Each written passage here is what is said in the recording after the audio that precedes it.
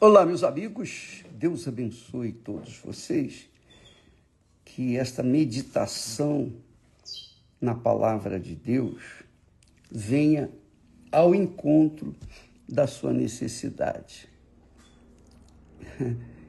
E eu tenho certeza que vai. Sabe por quê?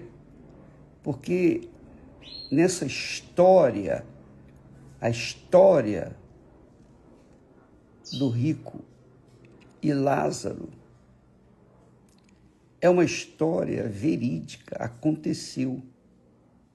aconteceu na Babilônia, na época do imperador Nabucodonosor. Então ele invadiu Judá e levou muitos prisioneiros cativos para a Babilônia, e dentre esses havia Daniel, o profeta Daniel, o grande profeta Daniel e os seus colegas. Então é um fato verídico. E é óbvio que dentre aqueles homens que estavam lá, cativos, havia o rico, como também havia o pobre Lázaro. Ambos eram judeus, religiosos. É importante notar isso. Eles eram judeus, eles eram religiosos. Só que uma coisa é você ter uma religião, outra coisa é você ter uma fé completamente diferente. Você ter uma religião não significa que você tenha a fé que agrada a Deus. A fé que toma posse do reino de Deus. A pessoa tem religião, mas nem sempre tem fé. A fé que agrada a Deus. Tem a fé que agrada as religiões, agrada os religiosos.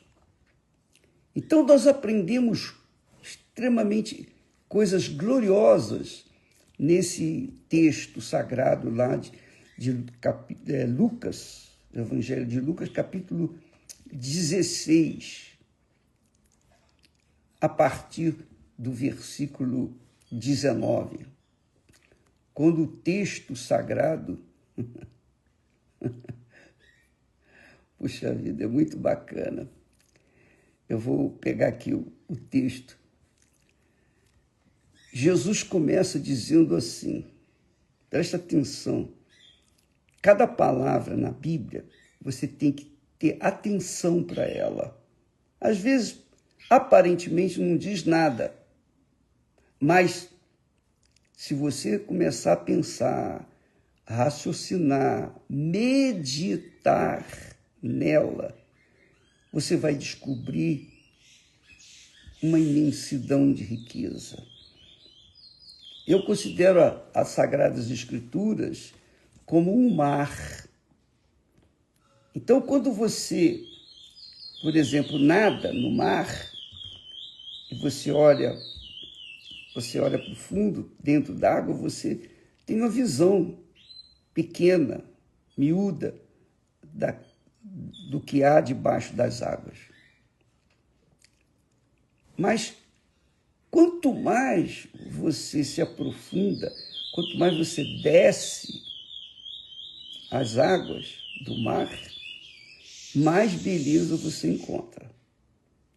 E é óbvio que nas profundezas dos mares existem riquezas imensuráveis, mas que o homem ainda não chegou lá, com todas as suas técnicas, inteligência, sabedoria, ele ainda não conseguiu penetrar no fundo do mar, dos grandes mares. Ele chega até um ponto. Então, assim é a palavra de Deus. Quanto mais você medita nela, mais você absorve o espírito dela. Então, o texto começa assim, Jesus falando. Jesus, Deus, ele diz assim, ora, Havia um homem rico, havia um homem rico.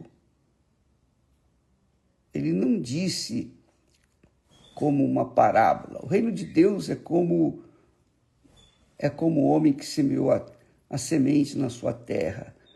O reino de Deus é como o homem que construiu a sua casa. Não. Aqui ele diz assim: havia um homem rico. Um homem rico. E aí ele destrincha, dizendo: e vestia-se de púrpura e de linho finíssimo. Quer dizer, Jesus dá detalhes das vestimentas deste homem rico, que mostra o que havia dentro daquele homem rico. Uma alma extremamente vaidosa, uma alma cuidadosa com o corpo. Você está entendendo, amiga, meu amigo? Vestia-se de púrpura e de linho finíssimo, e vivia todos os dias regalada e esplendidamente. Quer dizer, aqui, aos meus olhos, na minha visão, esse homem rico, ele ostentava um prazer de ter na sua pele, sobre a sua pele, sobre o seu corpo, púrpura e linho finíssimo, que não incomodava nem como se ele não tivesse vestido, porque era muito fino, era muito fina a roupa que ele vestia e muito rica, muito especial. Não era para qualquer um. E, além disso, ele atendeu os caprichos da sua vaidade, da sua alma, da vaidade da sua alma, ele vivia todos os dias regalada e esplendidamente. Engraçado. Aqui Jesus não fala da riqueza de propriedade. Jesus não fala assim, olha, ele tinha uma propriedade, ele tinha um castelo, ele tinha isso, tinha aquilo, enfim, como Salomão, que tinha uma casa extraordinária, castelo, lugar onde ele morava, e tinha lá jardins suspensos. Aqui Jesus não fala isso.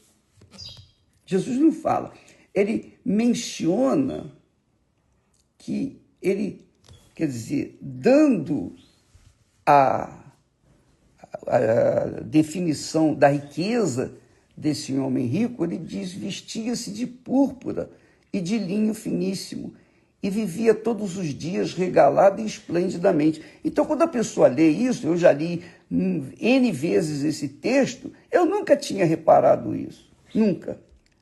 Que Jesus não mencionou suas casas, seus terrenos, suas propriedades, não. Fala da veste dele, das vestes, e que ele vivia regaladamente, regalada esplendidamente, quer dizer, ele vivia na luxúria. E por quê? Porque ele satisfazia aos caprichos da sua alma, os desejos da sua alma, as cobiças da sua alma, que é o que acontece com o ser humano. Todo ser humano quer agradar a sua alma. Todos nós. Eu quero agradar a minha alma comendo determinada comida. Que me agrada muito, que é uma comida simples, mas é o que eu gosto. Me agrada ficar em casa. Eu amo ficar em casa. Esther e eu juntos ali, tá, um curtindo o outro. Eu amo. Mas nem todos gostam disso. Mas eu satisfaço a minha alma ao lado dela, e vice-versa. São coisas assim simples. Então, há pessoas que querem ostentar suas riquezas, suas luxúrias, e às vezes, penso eu, comem comidas exóticas na frente dos outros só para ostentar, porque às vezes nem encosto, mas para mostrar que come isso, come aquilo, come aquilo. Eu odeio caviar, por exemplo, mas é uma comida chique para as pessoas que vivem nesse alto escalão da riqueza. Então, eu queria que você observasse isso, amiga, porque é importante. Jesus mostra aqui que esse homem tinha uma riqueza incalculável, mas ele não mostra essa riqueza incalculável. Claro que ele devia ter castelos, etc., mas aqui Jesus foca a roupa dele e a forma como ele vivia, regalado e esplendidamente. Para agradar a quem? A sua mulher? Não. Agradar a sua alma. Todos querem agradar a alma.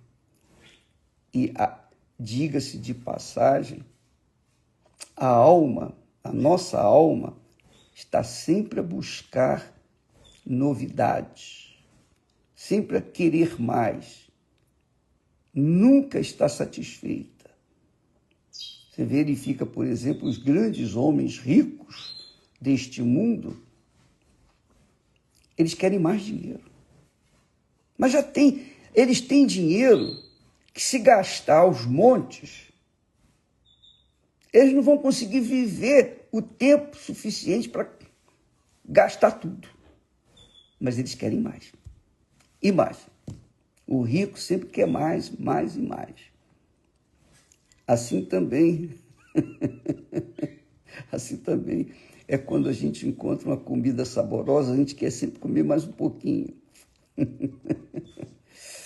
Bem, essa é a alma humana. É a sua, é a minha, a nossa alma. Jesus está aqui mostrando o lado rico desse homem rico que satisfazia os seus caprichos, suas vaidades. Não fala da família dele, não fala que ele tinha uma família maravilhosa, não fala que tinha filhos, nada disso. Só fala que ele se vestia de púrpura e de linho finíssimo e vivia todos os dias regalada e esplendidamente. Quer dizer, todos os dias ele satisfazia a sua alma. Satisfazia a sua alma. Por outro lado, havia também a alma do rico, do pobre, Lázaro. Então, Jesus falou das cobiças, desejos do homem mais rico e também falou da alma do homem mais pobre, que era Lázaro. E ele diz: havia também, assim como havia um homem rico, havia também um certo mendigo chamado Lázaro. Quer dizer, aqui o mendigo tem nome, mas o rico não tem nome. E isso é muito importante. Nos textos sagrados, quando menciona o nome, está dando importância para essa pessoa. Muita importância. Aqui, o nome do rico não está mencionado por Jesus. Jesus sabia o nome dele? Claro que sabia. Porque ele estava assistindo tudo isso. Naquela época, quer dizer, na época de Nabucodonosor, na época do profeta Daniel. Então ele sabia o nome do rico, mas ele não deu o nome do rico. Quer dizer, desprezou o nome do rico. Mas ele mencionou o nome do mendigo. E ele fala havia também um certo mendigo chamado Lázaro, que jazia cheio de chagas à porta daquele. Quer dizer, interessante. Ele começa o texto dizendo: havia um homem rico, havia também um certo mendigo chamado Lázaro. Você vê como é que é importante você ler a Bíblia devagar, meditar, pensar, raciocinar. Isso para que você possa adquirir o Espírito, tomar posse do Espírito da palavra, que com certeza quer dar vida para você, quer dar vida para sua alma mendiga, de repente, que carece de atenção. Então, nós temos nesses 2 versículos aí uma história resumida. O rico e Lázaro.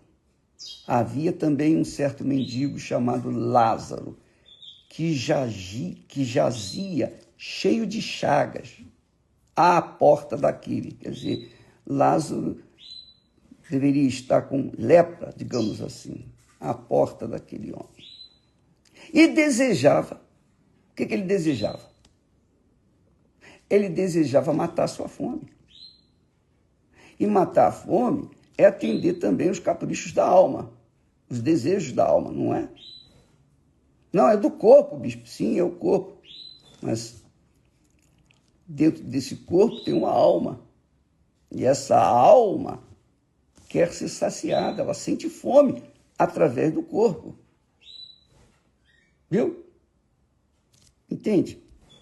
E desejava alimentar-se. Quer dizer, o primeiro homem, o rico, Jesus disse que vestia-se de púrpura e de linho finíssimo e vivia todos os dias regalado esplendidamente. Já a alma do pobre Lázaro estava sofrendo no corpo dele, porque tinha lá no seu corpo a lepra, digamos assim. Eu penso que seja lepra. E desejava. Qual o desejo da alma do rico? O rico queria ostentar, mostrar prazer, conforto. E ele tinha tudo isso. Por isso vivia regalada e esplendidamente. Mas o pobre mendigo desejava. A alma de Lázaro desejava alimentar-se. Ele devia passar fome. E uma pessoa, quando passa fome, quando a gente sente fome, a gente come até pão com sabão, tá? Eu costumo dizer isso. A pessoa, quando está com fome, ela come qualquer coisa. E segundo as cozinheiras, os cozinheiros deste mundo, o melhor tempero que existe na comida é aquela que a pessoa vem com fome. O maior tempero é a fome. É o maior tempero. Quando a pessoa está com fome, tudo é gostoso. Mas quando ela não está farta, então começa a achar a falta de sal e etc, etc, etc. E Lázaro desejava alimentar-se com as migalhas que caíam da mesa do rico. E os próprios cães vinham lamber-lhe as chagas. Por que eu estou destrinchando a riqueza do rico e destrinchando a miséria do Lázaro pobre? Por quê? Porque eu quero que você veja que ambos tinham uma alma. Como você e eu temos alma. A nossa alma aspira coisas da vida, desse mundo. É ou não é? Por exemplo, nesse momento, o meu corpo está pedindo água, porque a minha boca vai ficando seca. Então eu tenho que beber para satisfazer a minha alma. Com licença, viu? Você está entendendo, minha amiga, meu amigo? Qual é a necessidade maior da sua alma? Nesse momento, nesse exato instante, são 6 horas e 38 minutos aqui no Brasil. O que você quer agora? O que você quer, gostaria de ter agora, sonha agora, é a sua alma que está manifestando. É a sua alma que está desejando, almejando. Seja uma coisa boa, seja uma coisa má, mas é a alma. Tudo que o seu corpo, que o nosso corpo quer, é a alma que está querendo. Esse ser invisível, intocável, mas que sente prazer e desprazer. Inclusive, quando essa alma é vazia, ela sente tristeza e dor. Mas ninguém pode tocar na alma, que é abstrato. A alma é uma coisa abstrata, você não pode tocar, você não pode ver a alma, não é? Mas a alma é eterna. A alma não morre. A alma não morre. E Jesus veio ao mundo e deu a sua vida, ou seja, deu a sua alma para salvar a sua, para salvar a minha, para salvar a nossa alma.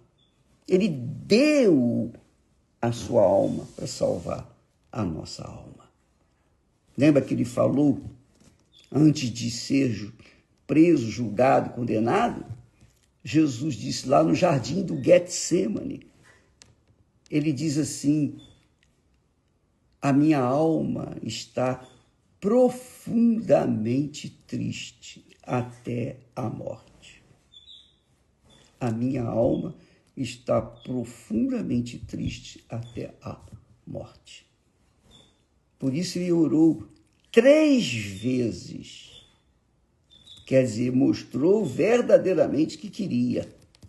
Ele não precisava orar 3 vezes. Uma vez só o Pai já o ouviria, mas ele orou 3 vezes. Pai, passe de mim este cálice. Contudo, não seja feita a minha vontade, mas a tua vontade. Então, a alma de Jesus queria se livrar daquela situação. A alma de Jesus estava gemendo. Por isso ele foi lá para aquele lugar, no Getsemane. O Getsemane é o jardim onde havia colheita das olivas e elas eram espremidas, esmigalhadas para tirar o azeite. Ali, digamos, era uma fábrica de azeite. Jesus foi justamente nesse jardim bonito. Obviamente, devia ter um cheirinho gostoso, um cheirinho maravilhoso, mas ali ele sentiu na sua alma o desprazer, a tortura de que iria acontecer com ele. Ele sabia o que ia acontecer. Ele sabia que a alma dele iria agarrar todos os pecados, todas as maldições deste mundo, das pessoas, né? Toda tristeza, toda angústia, depressão. Ele sabia que a alma dele ia concentrar toda a desgraça que atinge a alma, ou todas as desgraças que atingem a alma. Por exemplo, a depressão, o vazio. Amiga e amigo, você já imaginou? Aquelas pessoas que vivem com depressão, elas normalmente não suportam aquela situação e querem morrer. E a dor da alma é tão grande, tão grande, tão grande, que há pessoas que preferem sentir a dor de se automutilar do que sentir a dor da alma. Porque a pessoa que tem depressão, ela pensa assim, eu prefiro sentir dor cortando a minha pele, a minha carne, esfaqueando. Eu prefiro sentir a dor de arrancar um dente, a dor disso, a dor daquilo, do que a dor que atinge a minha alma. Mas a alma não tem corpo? Não, tem corpo. O corpo é o seu corpo. A sua alma ocupa o seu corpo. A minha alma fica dentro do meu corpo. Mas é ela que sofre, a alma que sofre. E não há remédio. Não há remédio, não há sonorífero, não há tranquilizante, não há nada nesse mundo que venha fazer a alma sossegar, ter um pouquinho de paz, porque a dor é permanente. Por isso as pessoas ficam dentro de quartos escuros, por isso as pessoas querem morrer, elas querem se matar, elas preferem sentir a dor do impacto de uma altura do que sentir a dor da alma. Pois é, isso uma pessoa depressiva. Agora imagine Jesus naquele momento lá no Getsemane, ele concentrar no seu ser, no seu corpo, na sua alma, a dor insuportável de toda a humanidade, desde Adão e Eva até o último ser humano na face da terra. Ele concentrou os pecados de todos nós, de bilhões de pessoas, de todas as bilhões de pessoas que existiram, que existem, que vão existir. Então, quando ele falou, a minha alma está profundamente triste, você pode ter uma ideia, nós podemos ter uma ideia do sofrimento de Jesus quando vemos pessoas sofrendo com a depressão. E, aliás, amanhã nós estaremos focados nesse aspecto. Amanhã, na Igreja Universal do Reino de Deus, nós não vamos fazer a reunião de louvor, de adoração, de canções. Não, amanhã vai ser um dia de guerra. Nós vamos entrar no inferno para resgatar as almas que estão sendo sufocadas pela depressão. Traga uma pessoa que está sofrendo com esse tipo de problema. Em qualquer lugar, qualquer igreja universal do Reino de Deus. Amanhã nós estaremos no mutirão de tentar livrar as pessoas que estão sofrendo de depressão. Jesus disse, a minha alma está sofrendo. A minha alma está sofrendo terrivelmente, profundamente triste, até a morte. Então, quando você lê aqui o texto de Lucas, capítulo 16, a partir do versículo 19, e a história do rico, do homem rico, e a história do homem miserável, pobre, os dois extremos da vida, você vê que ambos sofriam, ou melhor, o pobre sofria, mas o rico também sofria, porque ele queria satisfazer os desejos da sua alma e buscar coisa. Com certeza ele devia ter também depressão, mas não deveria ter paz. Mas satisfazia ou tentava satisfazer sua alma com a riqueza que tinha. Amiga e amigo, quando a pessoa não tem o Espírito de Deus, ela não tem paz. Não tem paz. Então eu creio que esse homem rico também era uma pessoa deprimida, porque não tinha paz. E quando morreu, a alma dele foi para o inferno. Quando o pobre morreu, os anjos vieram buscar a sua alma, porque por causa da fé. A fé no Senhor Jesus, a fé no sacrifício que Jesus fez por nós. Quando a gente tem fé em Jesus, entrega a vida para Jesus, dá a alma para Jesus. Ó, meu Senhor, está aqui a minha alma.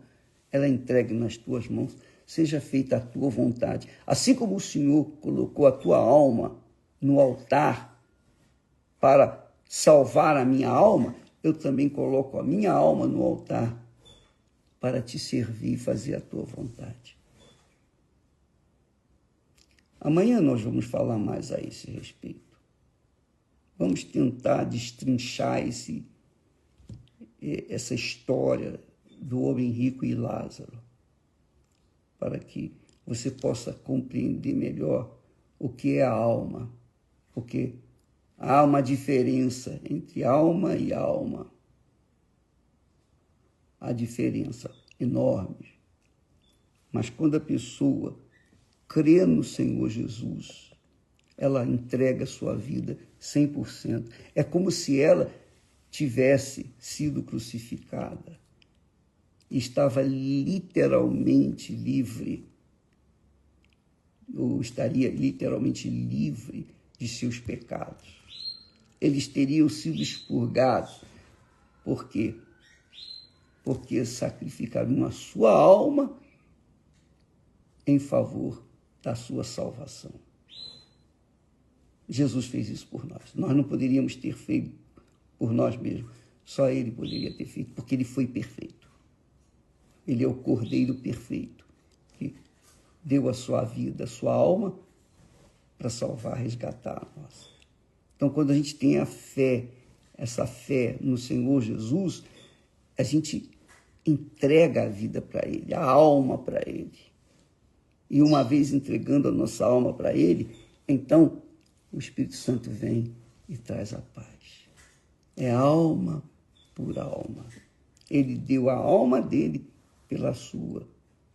E Ele quer, no mínimo, a sua alma para poder salvá-la e dá-la, e dar a paz que Ele alcançou no Calvário. Portanto, quem não tem a salvação não tem paz. Quem não tem Jesus não tem paz. Não tem mesmo. Pode até ter uma religião boa, mas se Jesus não fizer parte da sua vida, continua sem paz. Pode ter a religião que estiver. Pode ser até pastor, bispo, pode ser o que for. Mas se não tem a salvação, se não entregou a sua alma no altar, não tem paz. E não tendo paz, muitas pessoas acabam dando fim à vida. E vão sofrer ainda muito mais. Aí vamos falar mais a respeito amanhã. Tá bom? Deus abençoe vocês. Mas não se esqueça, por favor. Você que é salvo. Você que um dia teve um encontro com Deus, uma experiência com Deus. Você que foi desgraçadamente punida com a depressão e sabe o que é isso, e foi livre porque conheceu Jesus. Faça um bem para alguém que está como você estava. E quem tem, quer dar. Quem não tem, quer receber. Então, você que tem o Espírito Santo quer salvar. Você que não tem, você quer receber. Vamos, então, trabalhar por aqueles, vamos lutar por aqueles que estão perdidos por aí. Tá bom? Deus abençoe e até amanhã, em nome do Senhor Jesus. Graças a Deus.